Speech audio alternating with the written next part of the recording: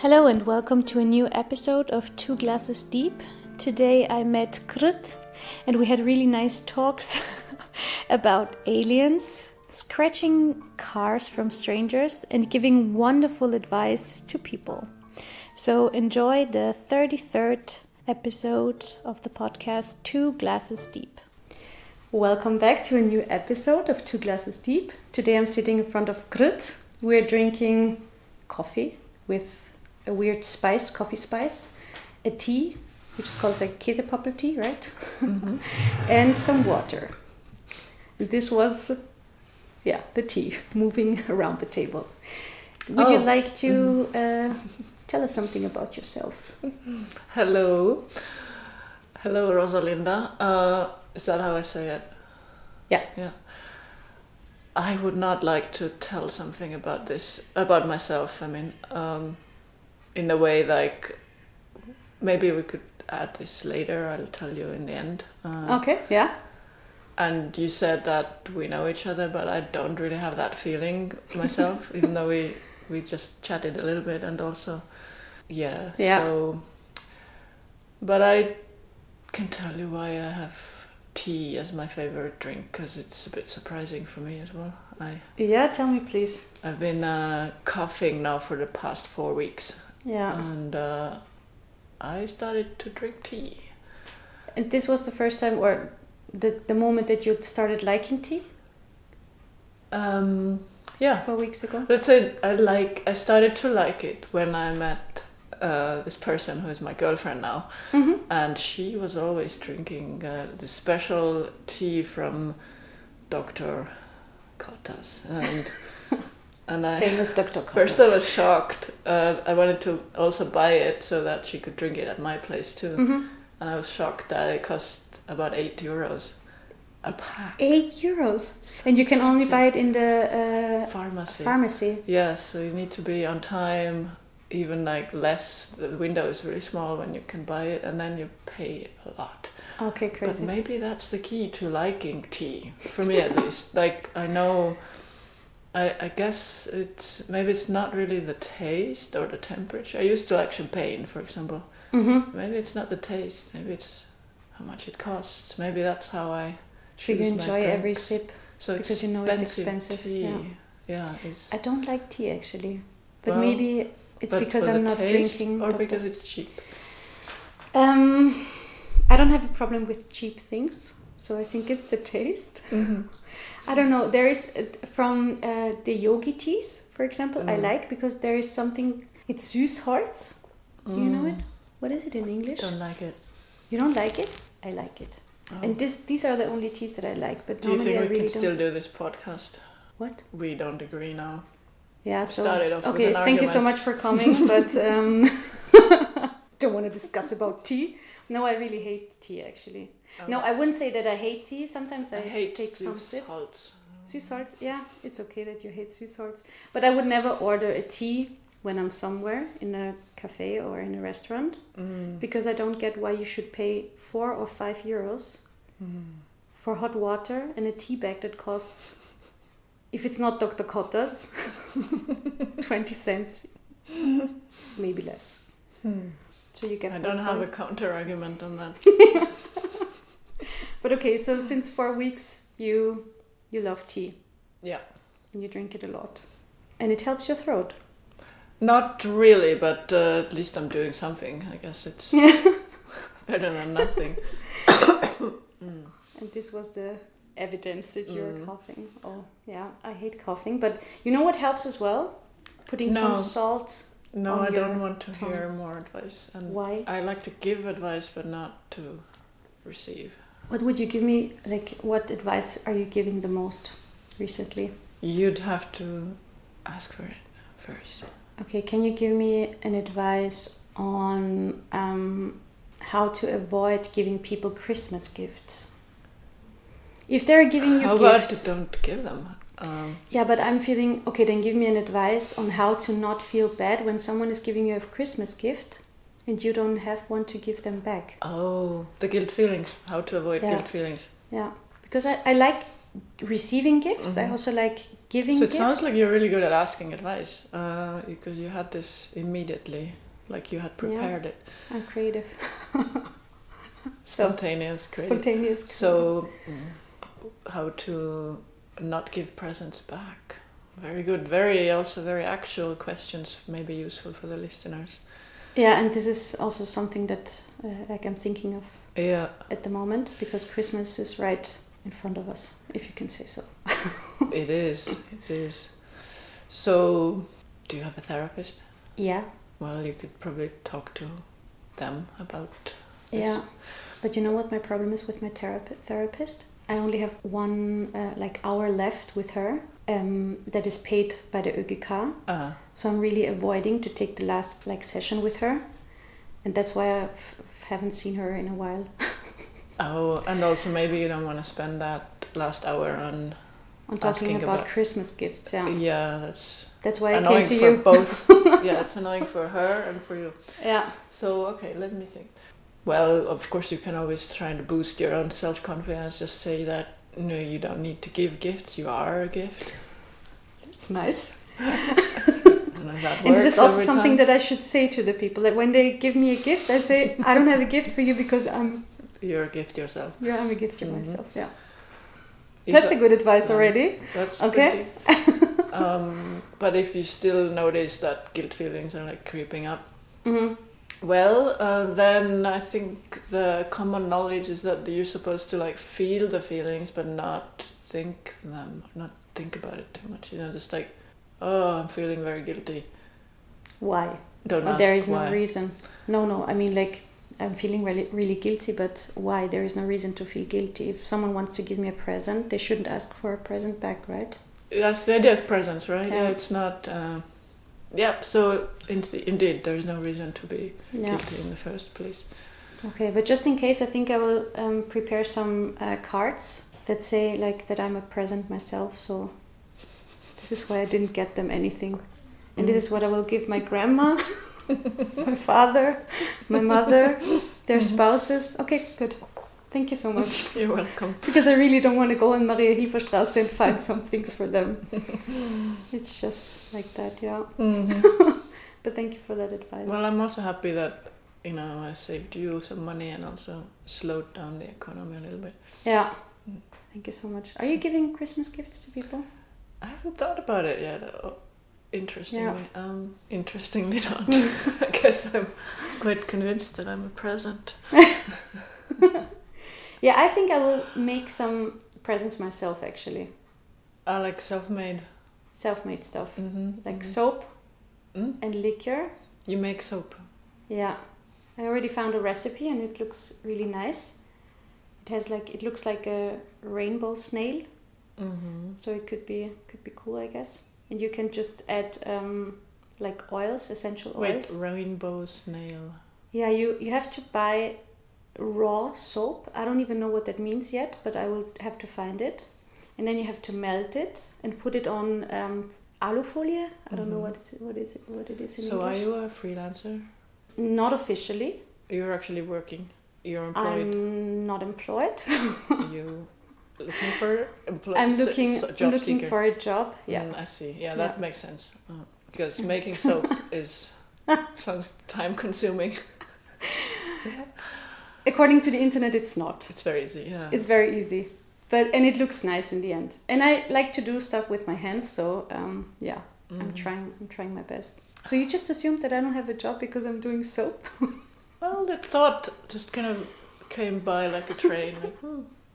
I don't have a conventional job. I haven't thought about making soap myself, even though I'm also a freelancer. Or I'm, as opposed to you, I'm a freelancer. Very busy. Yeah, what are you doing? What makes you a busy person? Mostly busy, kind of being distracted. But also, I have good reason to be busy. I have a child who's 6 years old. I know exactly how old my child is. That's good. He used to be 5, now he's 6. What else? Yeah, it's the comedy show. Comedy show is coming up. So very busy, kind of trying to avoid it, but still having that guilt feeling creeping up. But what have we learned about guilt? You can just come up on the stage. When is your show again? It's on the, I think 17th or 19th. And this is your first solo show, right? Yes, or is yes. It, that makes it especially easy going for me. But I have this character trait, and I don't know if it's really good or really bad, probably both, that I'm always, when something gets proposed to me, I say immediately, yes. If something scary gets proposed, I'm like, absolutely yes. And let's say, coming to the podcast, I almost like invited myself. I think it's like, and then I was also wondering, like, wow, what do I think that I have to say? I mean, first I said, yes, I want to be. Yeah. You invited yourself? I'm not sure. I don't know. And I think you mentioned you had a podcast, and then I said, can I be on it? Like, right away. But it's really long time ago, right? We could never do it, and now you're finally here. Yes, but then once the date was approaching, I mean, I started to have questions of what do I even have to say? Yeah. And it's true I was sick, but I also postponed it. Yeah, I get because that. I didn't really know if I was up for it, really. So it's the same with the comedy show, that I was thrilled to say yes to Denise, and now I sort of try avoid calling her, or I sometimes think about like how it would be if what would happen if I didn't do it, as a way to prepare for my show, which isn't the best way to prepare, but I also saw you one time on stage, and you made a whole like skit about this, actually, that I didn't want to do it. I know, and I'm so sick of doing that every time. And it is, again, just coming to that point again. And well, but I guess if I didn't have the date, I would not even do anything at all. So. But do you think you do it to show yourself that you can manage to do things like this, or are you having fun doing it, and you're just scared of doing it, actually? Like, the work that you have beforehand is not that funny, right? Because you sit at home and think about funny stuff, but you're not sure if I thought you just said the work I've done before isn't that funny. No. No. I was like, that's bold. No, this would not be me. And I will you know what I agree. remember? I remember when we talked about, we were once on the same stage, not together at the same time, but after one another. Like, Denise took us with her, and in the taxi going there, you told me that no one liked people pleasers, because I told you that I was a people pleaser. And you know what? It's like a really simple sentence, but it helped me because you were so right. But I'm still kind of a people pleaser, so I would never tell you that I don't think you're funny. And if I wouldn't think that you're funny, I wouldn't have invited you. So you're good. But can I pour you some tea? Because I think yes, you're letting go of the teapot because. I was afraid to make the noise. Yeah. Because it can be annoying for the listener to hear. But it can also be really... I'm also a people pleaser, by the way. Really? Oh, okay. I know, I don't look like one, but I'm inactive. In dormant mode. Okay. I avoid it, but I am. So it's... obviously, I don't know really the real reason I'm on stages, but I somehow suspect many people that go on stages are secretly people pleasers. You think so? I've been thinking a lot about why I like being on stage, and why I also think that it really makes me happy, and I think I've found something that I'm good at, or where I think I'm good at, and where I feel good. Which is really crazy, because I'm on a stage. Like, there could be no more vulnerable like place you can put yourself in for fun or for money or something. So I think it's really interesting that we do it. It's interesting. Yeah, and I try to find an answer for why, because I don't know how you feel, but if people tell me, your show was really good, and I don't know, I like how you. Like, one can see that you feel good on stage. I always see it kind of as a compliment, but also at the same time I'm thinking, like, what could be wrong with me that I'm doing this? Why do you enjoy it? Why am I enjoying wrong this? with you? Do you get it? Like, is it for you? Is it the same for you? I'm also not sure, but I don't know if I enjoy really being on stage, or if I enjoy rather than that when I've managed to be on stage, then I feel like proud of me afterwards, especially if people were laughing. But then I'm also never sure. I don't know if they were really laughing at my jokes or... What else? What else, right? Their own thoughts. Which, of course, they did laugh at their thoughts as well. And it's a bit unclear to me why I do this. Maybe out of habit too, because it's been... Have you always been on stage? Yeah, I've always been on stage, but not as a comedian. I was sort of trying to do things that I thought were funny, but to audiences that weren't really there for fun. They were there for contemporary dance. Okay.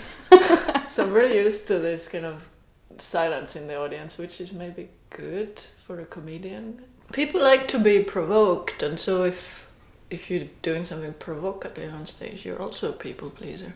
So I'd like to expand that notion of people pleasing to different types of personalities, and I think no one's really truly safe from people pleasing. I invite the listeners also to take a look. Because if you're a people pleaser and you're a nice person, and you know that, or let's say a people pleaser, the typical type is someone that's friendly, who smiles a lot, who is kind, offers presents in return, then you know that people don't like those people, so you are actually not a people pleaser because you don't care. You're still gonna be nice, even though you know that's not likable. Okay, this is really maybe a sentence that hurts a lot of people, but yeah, it's true actually. Or maybe we are just people that like to be applauded. Might be. Because it feels good. You have the space to talk. People have to listen to you. The other good thing about performing, if someone was not sure if to do it or not, is that you get to talk to a lot of people all at once. So that saves you a lot of conversations. So if you're not into small talk or introducing yourself, then going on stage is actually the best way to save you so many hours of small talk, because you've just done that talk to, let's say, 200 or however many people in one go. It's practical. Yeah. And it's also a way of therapy, actually, I think, for me. Therapeutic way of talking about things. People say that, but how is it therapy? For example, I don't know if you heard this. I think I've talked about this on the day we were on stage, like on the same stage. But I think that you were before me, so I wasn't paying attention. Yeah, you were paying only attention to myself. Nice. So you're not a people pleaser. Not that moment, no. Yeah, well, I was talking about my somehow childish fear. I was also talking about this in therapy, but I thought, why not make it a skit? Like, why not make it tell it to people on stage? Because I was starting to talk about my fear to people, and some of them told me, yeah, they have the same fear, which is interesting because I was for a long time as an adult scared of somehow of ghosts and monsters. Not that I really thought that they existed, but somehow there was like a childish fear inside of me that was scared that there could be something that I could not explain, for example. How old were you? It's not that long ago. And I was talking to How old are you now then? I'm 32 now. So a few years ago. A few years ago, okay. Yeah. And it was not, and I was always ashamed of it because I thought, yeah, I'm crazy. Like there is no reasonable reason to be really scared of things like this because I knew that they didn't exist. But I ghosts also and who? Ghosts and monsters, but monsters in a really like Do you know the film Monster AG? I don't know what's in English. The children's one. Yeah, the children's one. Those?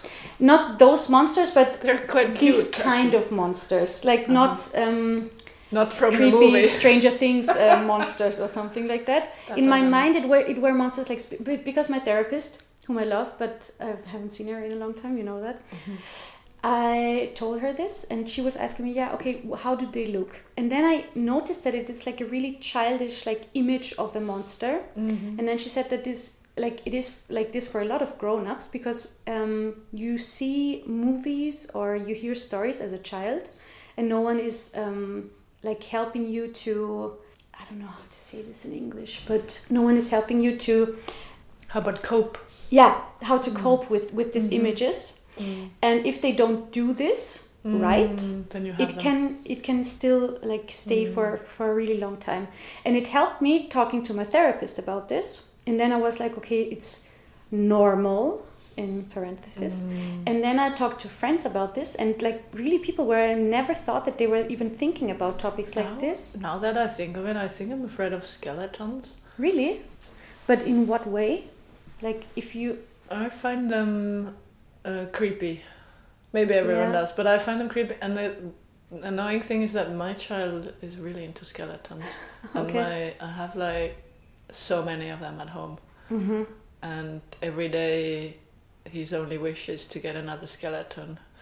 Maybe he knows that I'm afraid of them. But maybe he helps you also to get rid of this fear? Possibly. Okay, so you're also scared of like plastic skeletons or... Yeah.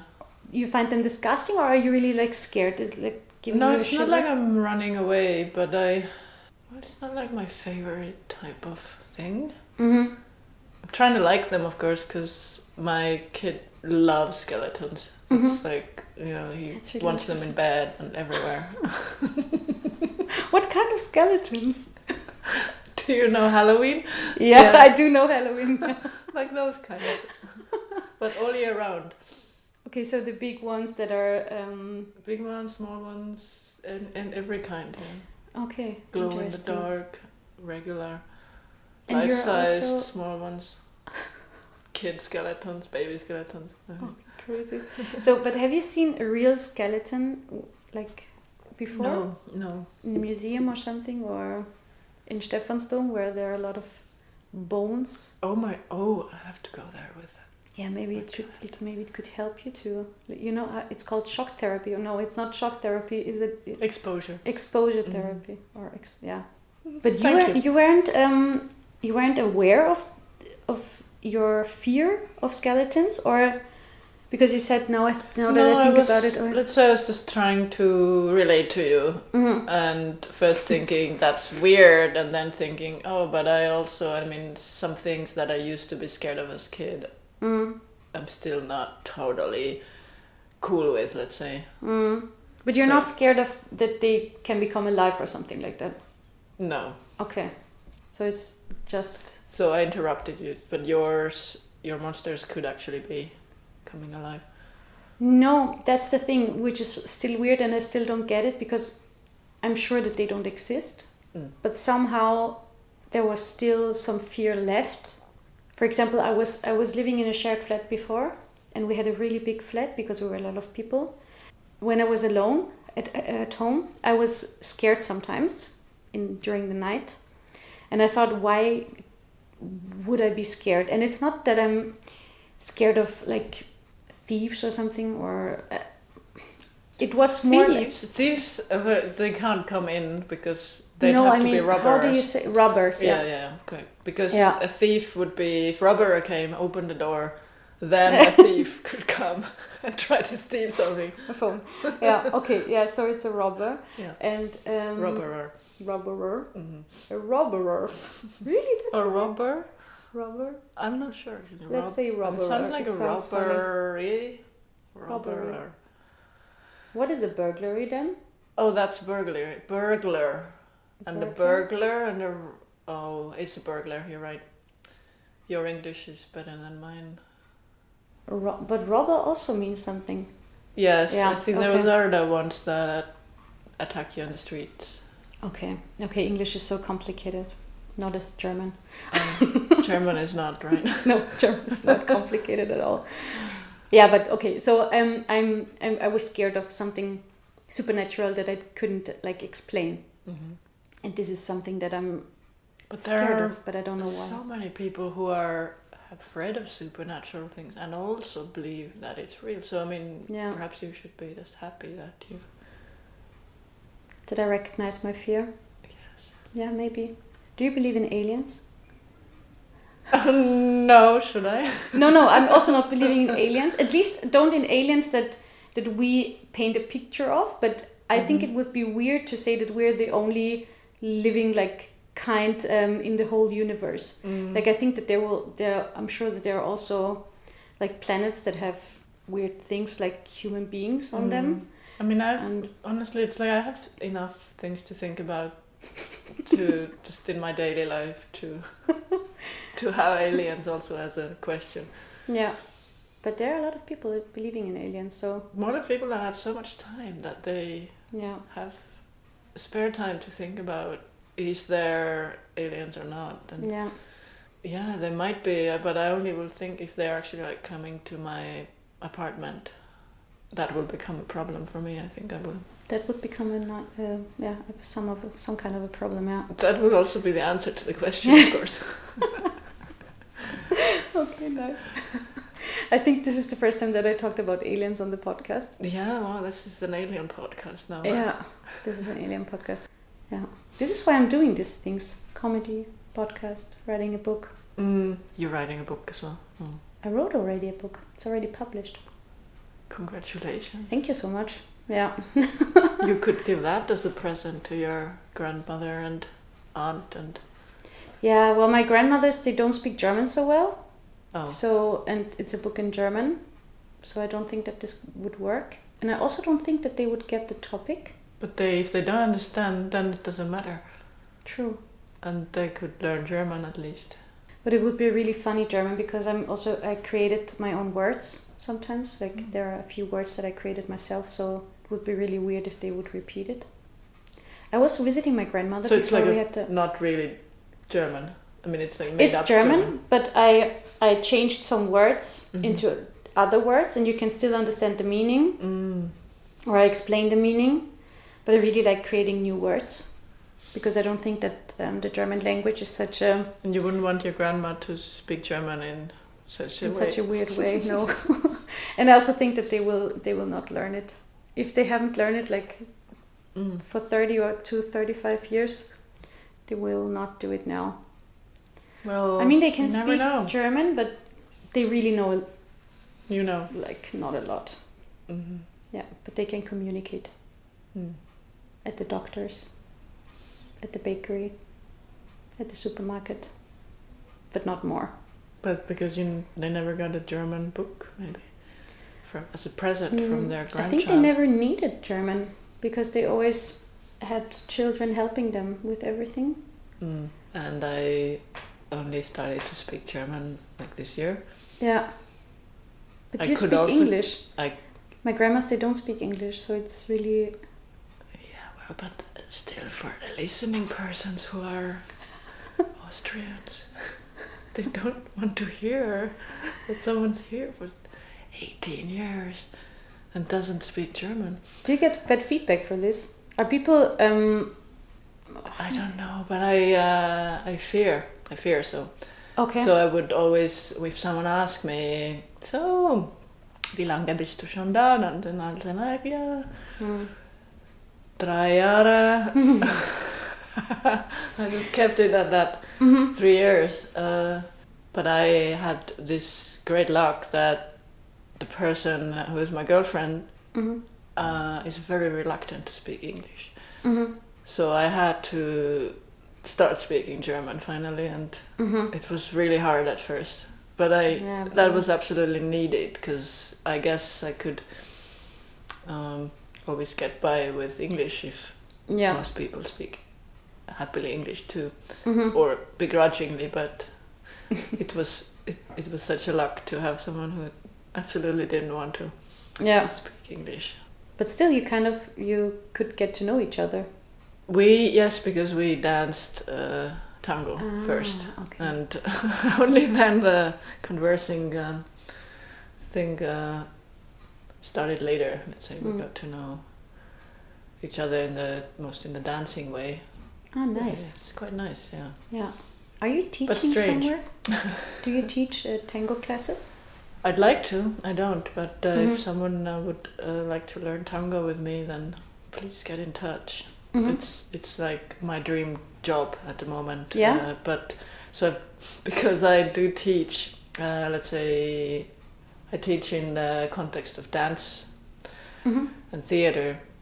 So those workshops now lately I have included tango. So I've been teaching tango to people who don't want to learn tango. Okay. Necessarily, and it would be so nice to teach tango to someone who actually wants to learn it. That's true. If they sign up for a tango class, I you would can be teach them. Yeah. overjoyed. Yeah. So please. Yeah, that's cool. I've never danced tango. I've had a lot of dancing classes that I did, or I was also teaching dance, but I never did tango. You did contemporary dance? As well, yeah. Uh-huh. Yeah. Mm.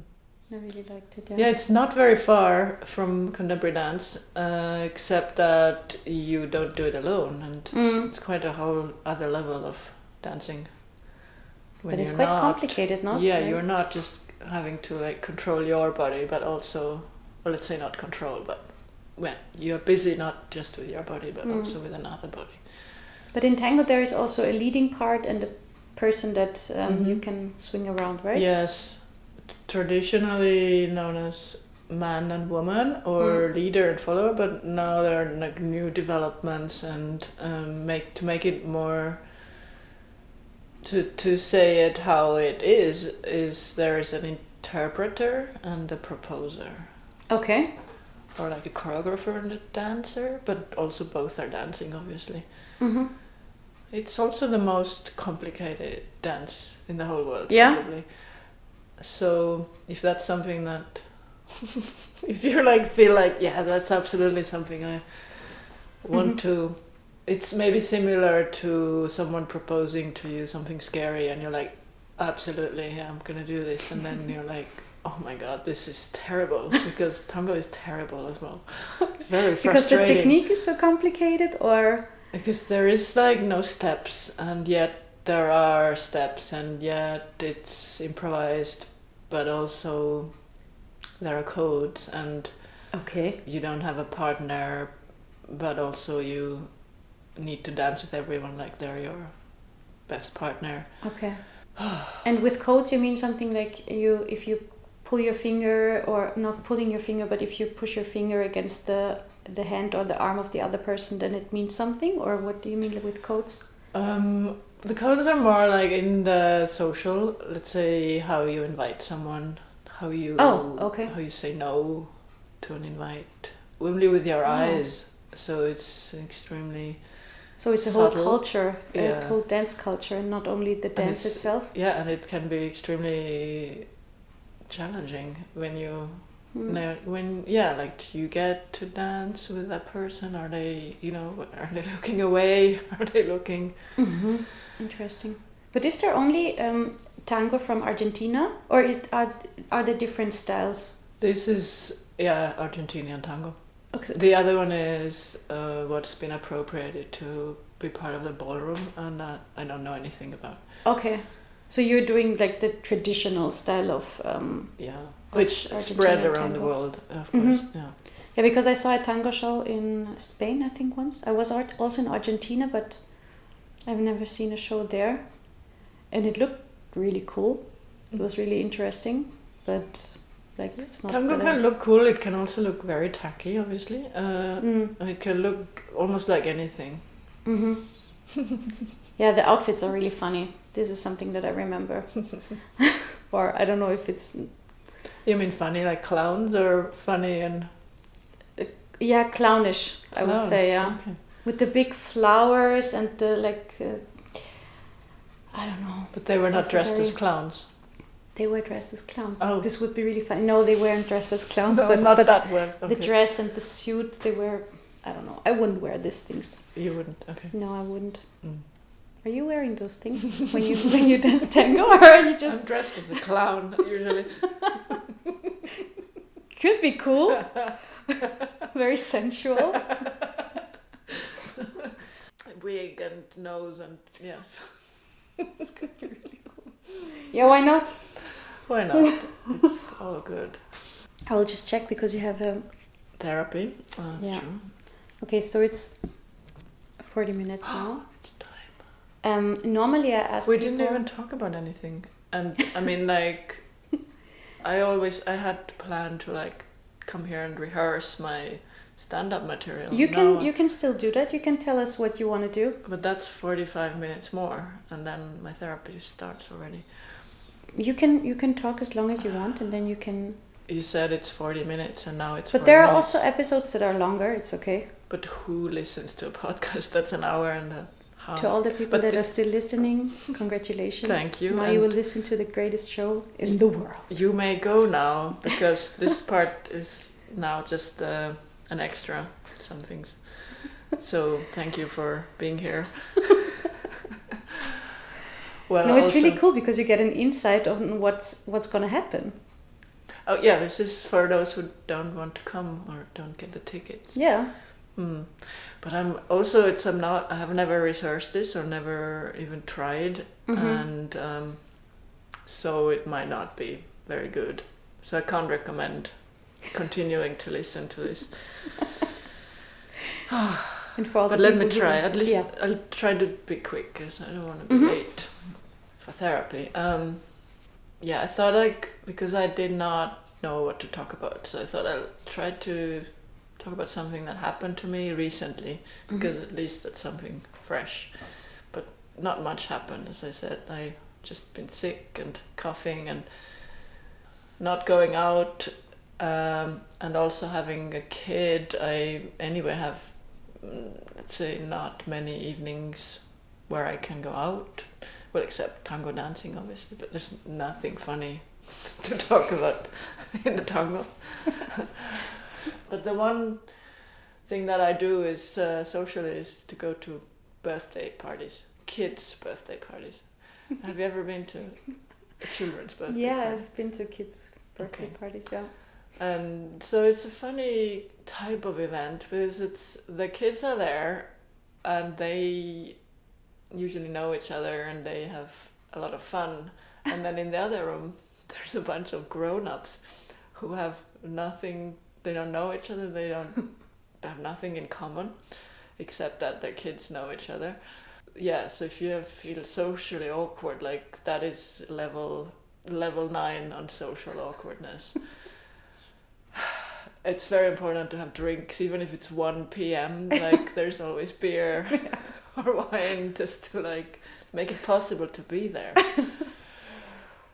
But then last week I was again going to a birthday party, and this was even more awkward, and I'll tell you why. It was when it started snowing. It was full of snow suddenly. And then my child's favorite, the activity was that he wanted to clean every car of snow on the way. And it would normally be a 20 minutes walk, but it took close to 2 hours to get there because so many cars to clean. And he used this baby umbrella, or maybe not baby, a child umbrella, the size of smaller than a regular one. And then we are almost there, and I'm always like, oh, come on now, like I'm gonna never make it. I don't know how parents are.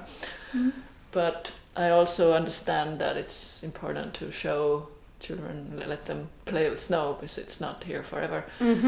And there's suddenly one car that's not full of snow, and he's still like going over it, but I see there's people in there, so I'm like, hey, watch out, there's people in there, don't easy on that one.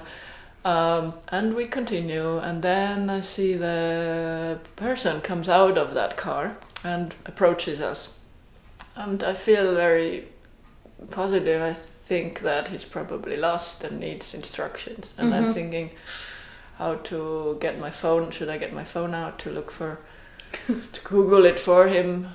But also he's young, so usually it's people who are not so good with smartphones. Are they older people? Yeah, normally, yeah. Usually, often. Yeah. But indeed, no, that was not the reason. He said something in the line of, was habt ihr da gemacht? Das ist unser Eigentum, unser Auto. And more things, but I was so surprised I couldn't remember, but it was clearly that he wasn't pleased that we had touched his car. Well, I have a history of getting into arguments on the streets, actually. Okay. In similar situations. But this time I was just like, I don't feel like it, so I walked away and go to the birthday. And then guess who comes after us? No. Yes, the same man. And of course we both have very, very round eyes when we see each other. Oh no. And, but good that you didn't get in an argument. I was so glad I said absolutely nothing, because I couldn't remember anything funny, not funny or offensive or even anything to say, and I was very glad that I hadn't. So yes, this really leveled the awkwardness up for me for that afternoon. And sitting in the same room, enjoying our best we can. I was obviously sure that he was in the wrong, because I mean, like, come on, who would complain at a baby umbrella touching their car? But I told this to my girlfriend then the next day. I was like, you have no idea what happened. And she was like, so you didn't apologize even when you were in the apartment? And I was like, no. And then I started to think about it. I noticed that I also like put the umbrella like with the one side down into the bag so that he couldn't see that it was a little bit broken on the end and maybe not very soft. And I'm not sure now that if he actually scratched the cars or not, like all of those cars. And I also hope that there are no people in the audience when I will tell the story whose cars have been scratched. And especially that person who was at the birthday. I hope that he's not there, or his girlfriend. You don't have to tell the district. And I certainly don't want to get arrested.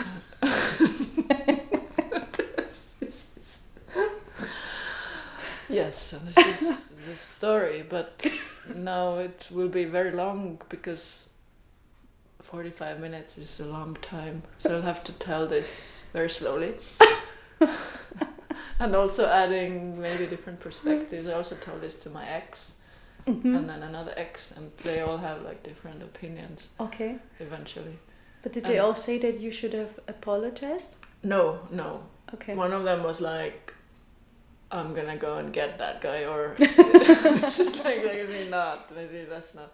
But I mean, people go to Kulisse, people with cars go to Kulisse, right? Probably. So I'm not gonna have an audience who will be on my side necessarily. Risky stuff. But as you said, people like to be how did provoked. You say? They like to be provoked. So like, at least they get their money's worth of provocation. I really like the story. Well, good. Thank you. Oh my god, I can really imagine how this happened. But do you want to know my opinion on the story? Oh, please. Or yes. don't? Please let me know. I don't think it's okay to, if you see a kid doing something, even if you think that it's not good, and if you see the person, the adult behind this kid says, please stop it, there are people inside, there is no good reason to go out of a car and like say stuff like this. But he did not hear, it was, the car was yeah, but maybe windows. He saw that you said something to your kid like, just please stop, because you said you said something, there are people inside, just I said don't take it easy, but okay, he didn't hear that. Also, I was wondering, why would someone like that... Okay, you continue. I just don't think that it's... Maybe if you scratch a car, it's not the coolest thing to do, but also at the same time, like, who cares if you have a scratch on your car? Because you cannot control your car. I don't have a car. I have 2 bicycles, and I'm really... Are they scratched? Maybe. But I think this is nothing that you can control. If you have your car on the street and you're not inside of your car, people can just pass by and just scratch your car.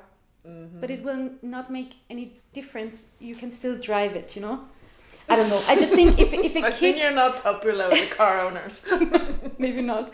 But if a kid does it, I think it's something else. If you would have come with a grown-up umbrella and scratched a car, it would be maybe something else. Like, I would understand why a person gets out of the car and says, like, what are you doing? Why are you scratching my car? And I would think, well, that's clearly someone who doesn't have kids. But he has a... Okay, I thought that he was alone on at the birthday party with no kids. I thought so too, and then suddenly these 2 boys. Okay. And were the kids weird? All kids are weird, so they seemed like regular weird kids. So no, it wasn't that they didn't have kids, but I also don't find the good reason why exactly. Unfortunately I forgot to look what type of car it was. Mm-hmm. Like maybe it was a Porsche. Like no idea. Okay, yeah, if it's I really don't pay expensive. Attention. Yeah. But if it's a really expensive car, don't drive it. But then it's so expensive. I mean, you probably could afford to repair it. Yeah, as well. Right? Yeah. But I mean, if it's cheap, then it's cheap anyway. So anyway, I don't think people should scratch other people's property. That's true. Yeah. No. But I couldn't be angry at a kid. I don't know. I couldn't. No. Oh, I could, but no, not for a reason like that. No. Of course, I worked with kids, and of course, I've been angry. But I have one more theory is that maybe it had never happened to this person that they were in the car and something touched the car from the outside, and they didn't know that gets amplified. Because have you been to a car wash? Yeah. Then it's pretty loud, right? And it's the car's not getting scratched, but it does suddenly sound like something is going on. That you mean that maybe it sounded really like horrible for him. It sounded louder than it actually was. Yeah. Yeah. But you haven't talked at the party then? No, okay. Not really. Yeah. I don't think you should apologize. I don't know. I wouldn't apologize either. Mm. Yeah. Well, I will ask the audience. Yeah. But how should they react? With applauding or with screaming yes and no? Booing or applauding, yes. Right. Okay. Is there something that you want to scream into the world? Like the last words of this podcast episode? This is also something that I ask often, and people are always, they always have the feeling that they have to say something really smart. Okay. And really, really good, but it can also be like an advice or recommendation for tea. Right. It could be anything, literally. Yeah. I always want to tell people to work less and to, or at least try to work less. But then I also hardly manage that myself. And so it's not the best advice to give if I can't even take it. I think it's a good advice. Still good. Yeah. I try to do it myself, but then sometimes I'm stressed to be more productive. I think this is why I have my own projects and everything, because I'm not really good at like conventional Lohnarbeit. But yeah, I think that people shouldn't work so much. I do think that, yeah. Yeah, especially certain people. Yeah. I'm not gonna name any names. You know who I'm talking to you. Okay. Thank you for having me. Yeah, thank you so much for coming. I hope you enjoyed it as much as I did, and maybe see you at Krõõt's first solo show.